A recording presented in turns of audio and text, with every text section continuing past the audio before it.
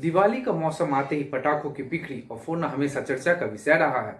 कई लोगों को लगता है कि मौजूदा कोविड-19 महामारी की स्थिति के दौरान पटाखों का उपयोग फेवरेबल नहीं है, क्योंकि इससे हमारी सेफ्टी पे और निगेटिव इम्पैक्ट पड़ेगा।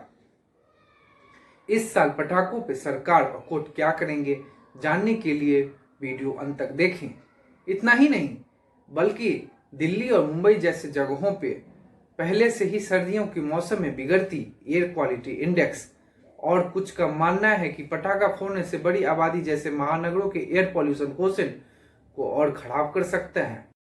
दिवाली के पहले एक बड़े फैसले में सुप्रीम कोर्ट ने शुक्रवार को स्पष्ट किया है कि पटाखों के उपयोग पर कोई पूर्ण प्रतिबंध नहीं है और केवल बेरियम सॉल्ट्स वाले पटाखों पर प्रतिबंध है। Justice MR. Shah and justice Bopanna की बेंच ने हालांकि कहा कि किसी भी अथॉरिटी को उनके द्वारा जारी गाइडलाइंस के उल्लंघन की अनुमति नहीं दी जा सकती है और उत्सव की आड़ में प्रतिबंधित पटाखों की अनुमति नहीं दी जा सकती है। कई राज्यों ने पटाखों पर लगाया प्रतिबंध। इन कारणों को ध्यान में रखते हुए देश के कई राज्य सरकारों ने पटाखों के उपयोग पर पूर्ण प्रतिबंध लगाने का फैसला किया है। इसके साथ ही खरीदने और बेचने पर भी बैन लगा दिया गया है। वहीं कुछ राज्य में सिर्फ ग्रीन पटाखे जलाने की अनुमति दी गई है। हालांकि इसके लिए समय सीमा भी तय की गई है।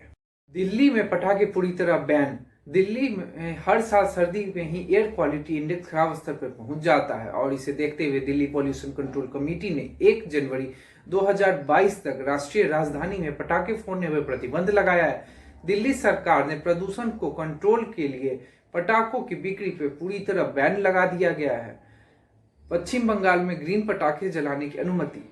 पश्चिम बंगाल में वायु प्रदूषण को देखते हुए पटाखों की बिक्री और उपयोग पर प्रतिबंध लगा दिया गया है। हालांकि दीपावली और छठ पूजा पर ग्रीन पटाखे फोड़ने की अनुमति होगी। इसके लिए 2 घंटे का समय निर्धारित किया गया है। लोग दीपावली पर रात 8 से 10 बजे और छठ पूजा पर शाम 6 से 8 बजे तक ग्रीन पटाखे जला सकते हैं। फेबर में पटाखों पर प्रतिबंध लगाया जाए। ये पटाखे देश में खतरनाक रूप से बढ़ते वायु प्रदूषण के मुख्य कारणों में से एक हैं। बाजार में पटाखों में सल्फेटेड कार्बन और सल्फर जैसे केमिकल कंपोनेंट्स होते हैं। जब इन्हें पूरी तरह से प्रज्वलित किया जाता है तो गैसों के खतरनाक ऑक्साइड रिलीज होते हैं जो घुटन का कारण बनते हैं, विजिबिलिटी को कम कर देते हैं और अन्य स्वास्थ्य खतरों को बढ़ाते हैं। चिकित्सा विशेषज्ञों का कहना है कि हवा जहरीली गैसों से दूषित हो जाती है और दीपावली के बाद के दिनों में बनी रहती है।